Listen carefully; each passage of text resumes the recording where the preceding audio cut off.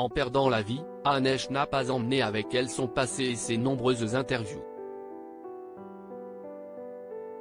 La comédienne, qui est morte des suites d'un terrible accident de la route le 12 août 2022, avait eu une relation amoureuse avec Ellen DeGeneres. Il semblerait que les deux femmes n'étaient pas restées en très bons termes.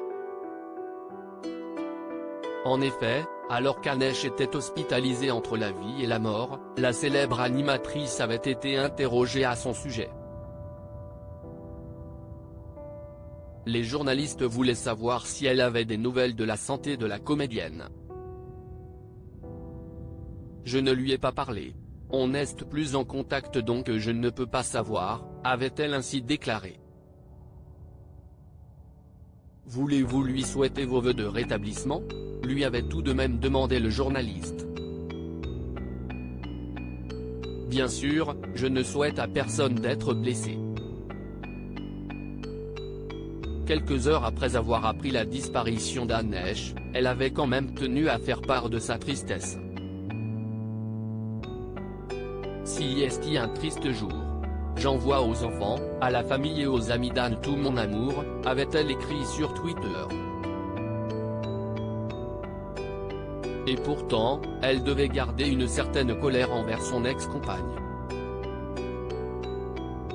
Pour cause, alors qu'Ellen DeGeneres est aujourd'hui en couple avec Portia de Rossi, cette dernière a été déconseillée par Anesh de se mettre en couple avec l'animatrice.